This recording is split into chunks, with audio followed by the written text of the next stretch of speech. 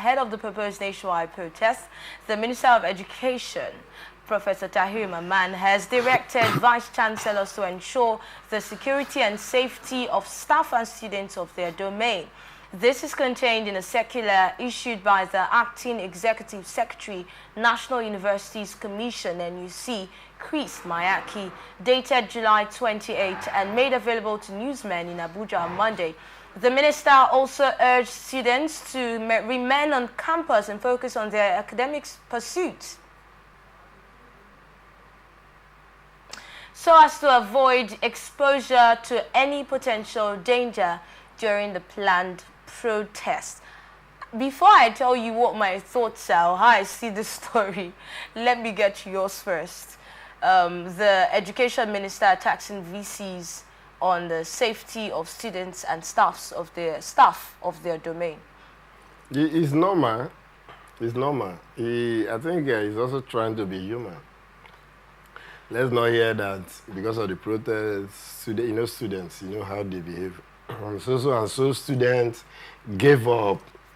Sorry, this happened and all that. So he's trying to also play the fatherly role as the Minister of Education. Okay. It's important. I don't see anything in that angle. But okay. I also feel we should even go more. What do you mean? More by directing the VCs and others on the welfare of the student. How? And then the staff also.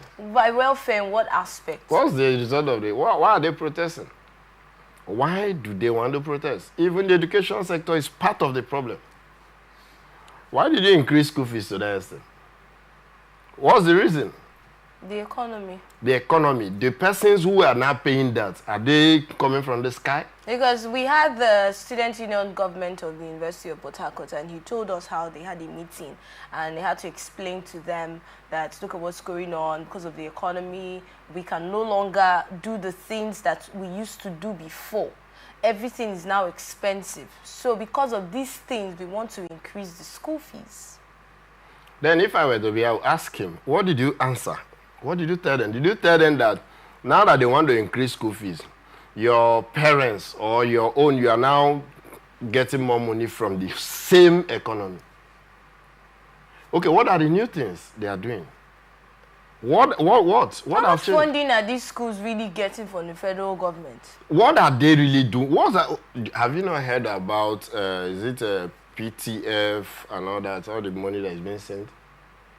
And all that. So the school fees and all that, what are you really doing? What have you These guys have been complaining about the lack of funding from the federal government. Maybe not lack, but not enough funding from the federal government. Is that not why we've been having ASU going on in incessant strikes? And then they stop. The funds. And now imagine the state of the economy. If everybody is affected, it simply means that the running of the schools also affected. The point here is... We cannot even start discussing what they do with the money or what they buy because we're not in the system, so we might not be able to mention in details. The point here is that the students you are taxing, what are they getting? What changed from their own angle? What happened to free education?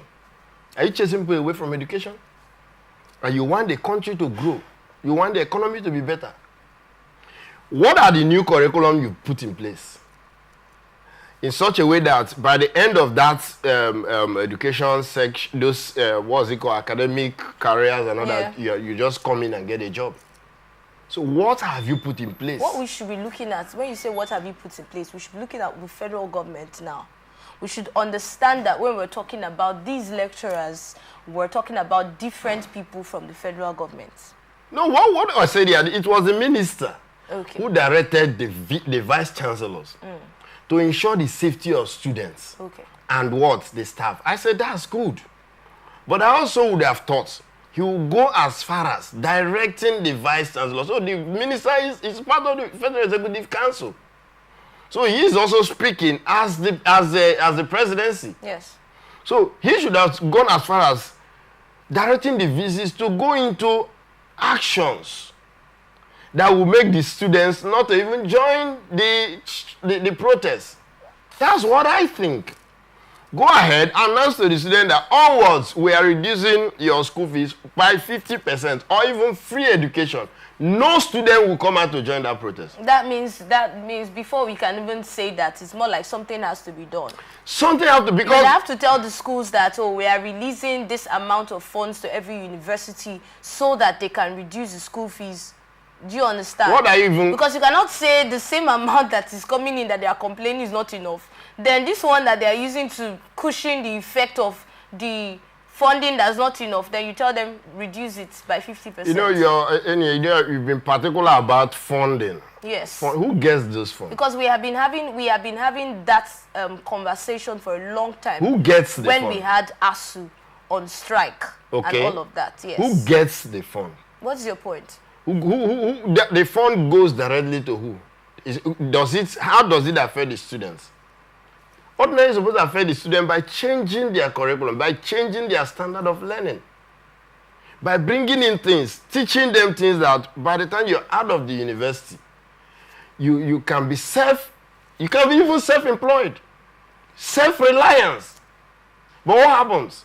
What do you teach them? Chapter 1 to 8 is this. Go and read up. Let me. Then at the yes. Then at the end of it, you're telling the person you wrote this exam, you didn't make it, and all that, give me something. As if the university system has become a means for some persons to begin to generate money. Wait. There are some lecturers that do that. Is it not obvious? It's shocking. Very obvious. It's shocking to me to hear that some lecturers would say chapter 1. Have you not even seen? Tell you to go and read. You're a journalist. Have you not seen in the media lecturers that are brought out? Probably they are because of sex for grade and all. Have you not heard such stories? Because what I have heard and what I have seen, because investigations, I had a lot of investigations as regards this ASU strike and the rest of them. Okay. And talking about the curriculum, I had one advocate for against funding ASU that's giving them their demands and all that. And he kept saying, why don't you change the curriculum? Yeah. It is outdated, which everybody knows. What your grandfather learned is almost like what you're learning in 2024.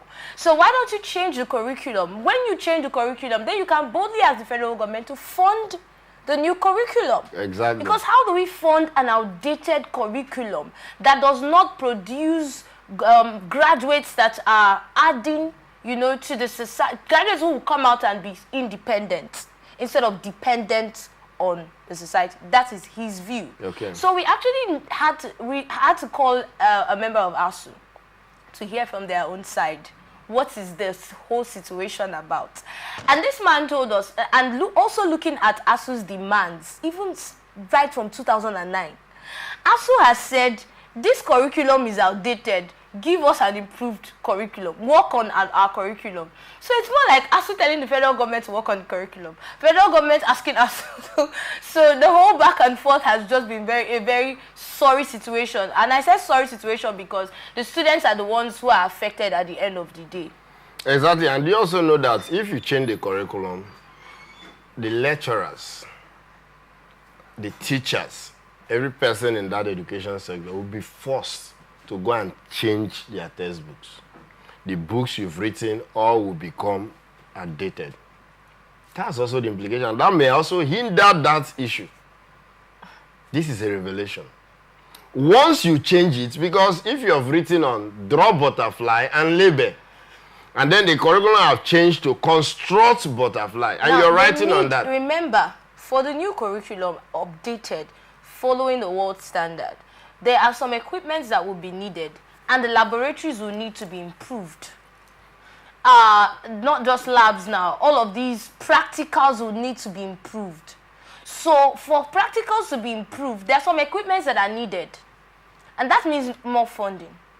Exactly. So even updating the curriculum will still channel it back to funding. I agree. And that will benefit the students, isn't it? In this case, you're funding and you're seeing results. Right now, they've been funding. In fact, they've gone on strike the last time, and then there was this whole agitation that, we want to bring fund and all that. We are building. That's all you hear. They are building, and the rest thing, you don't even see the money. Go to the classrooms. Just very few are using AC. And even the AC you're using, what are you using to learn? The school fees they are paying, what are you using it for? Maybe to pay the lecturers? At the end of all those payments, this is the point. At the end of all those payments, when I leave that institution, what do I gain outside? I'll then bounce back to, if you know, one uncle or brother to be able to fix you somewhere. No job. So we have to change this whole system in the education system, not just calling that the students should not join the strike. You know there are some persons in the campus who have not even eaten since morning or since yesterday. And you're telling the person, if you see something to protest against the government, please just sit down there. You should sit down and die. That's the point. The minister should go far beyond making statements to ordering the vice chancellors on the welfare of the students, welfare of the staff. What are their welfare? In fact, go now, some of them, they don't even have tables. Some of them are relying on their salary. The salary they got yesterday, they haven't even finished today because of high standard of living. And you're telling the person, don't join protests against bad government. Maybe probably when he was even making that statement, one coffee, one chicken, another may have been around him. And then you're telling the other person who have not seen food not to. So it's good to say that. It's good to protect the people. It's good to protect the student. It's even good to discourage the student from joining protests because theirs turns to something else. But I also think the federal government should go beyond that. Briefly. Channel it into the welfare of the student. All right, briefly, before we move to the next story about the protests now. I don't know if you have noticed, but we have had too many calls against this protest. In fact, the other day we heard in the news, Tinubu's daughter, I don't know how many times we hear her in the news, that she had to go tell market women to tell their children not to protest. Different state governors are telling their youth not to protest. Different groups are saying we're not going to join the protest. NAN's saying we're not going to join the protest, and a whole lot of that. It's looking like we're having too many calls against the protest, and some people are beginning to think there's more to it. Because it's looking like the youths are being warned against something. There's this fear of the protest being hijacked. Apart from being hijacked by hoodlums, there's also this due to insecurity within the country. There's also this fear of the protest leading to violence. Because a hungry man is an angry man. So there are these fears of who knows what this might result from what happened in the answers. Then some of the politicians might become targets. There are buildings, you know, you're protesting. Why are you protesting? I'm hungry. I have nothing. Then you are now passing and you see a politician being driven in one big luxurious IVP vehicles. talked about some foreign mercenaries, intelligence report telling them that some foreign mercenaries might get involved in the protest. Anything of that. Hijack the protest, rather. Anything of that could come up. All right. But the issue is this. Why allow this protest why allow things to degenerate to this extent? Why would the government allow things to degenerate to this extent? So talking about the government now allowing things to degenerate, we're talking about government from a long time ago down to... Because this administration have told us that they inherited... So why did they come out to contest? Why did you take over? You took over because things are bad. And you told us you can do it. And do we expect them to awaken a dead economy in 1 year? Then why are you not communicating with the people? What have you told the people? They're not communicating enough. You're a journalist. How many times have we had presidential chats? Media chats? What are you telling the people? Why are you not telling them this is what we've done? These are what we are planning to do. This is what we will achieve. These are the things that are coming up. Why are you not telling the people anything? There's this bridge in communication. The government is not talking to the people. The people are talking to the government. The government does not want to hear. So what do you expect? Up till now, the president should have addressed the nation. And I've said it. Call for immediate implementation of certain developmental strides. Go ahead.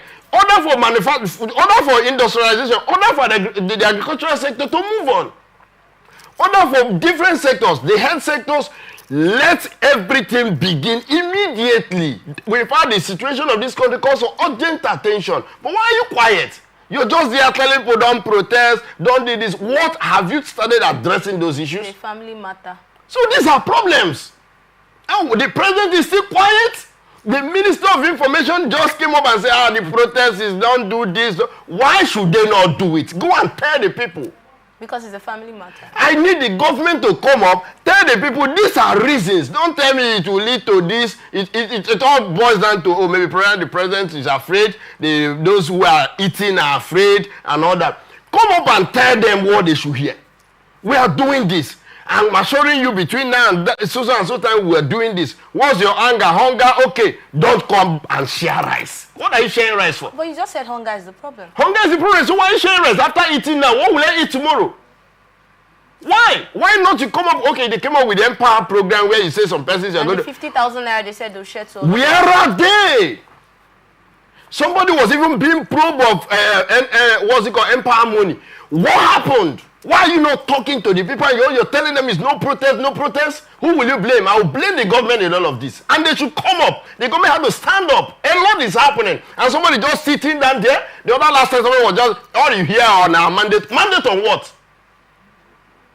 So they have to come up. A lot is going wrong in the country and they are not saying anything. Right. The Nigerian Communications Commission has ordered telecommunication operators and telcos to immediately restore all phone lines that have been blocked due to non-linkage of national identification numbers to SIM cards. Now, Ruben Morka, the Director of Media and Public Affairs, disclosed this on Monday.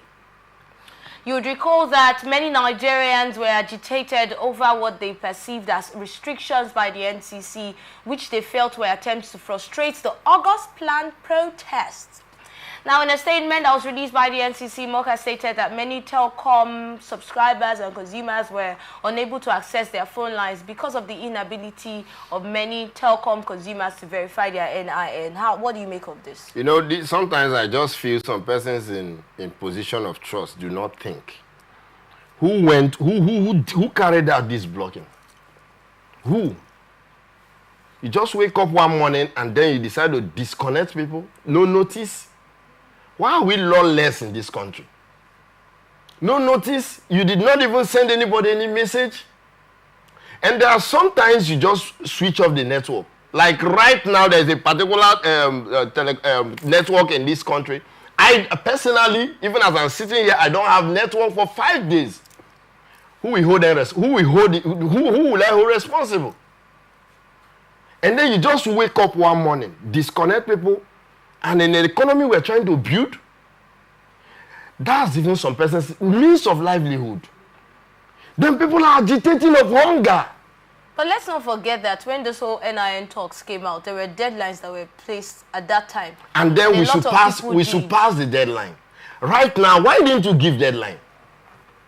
You didn't give deadline, you didn't send notice, you didn't even tell anybody anything. In fact, I've said it that maybe probably those telecommunication companies, it's been long the experienced crowd in their various offices. So it means they've been lonely, so lonely that they needed people to come. Let it be as if they are also working. Then one person, I've always said it, you know, in like electricity sector, the whole thing, oh, light have gone, is because one person went to switch off what the whole masses are using.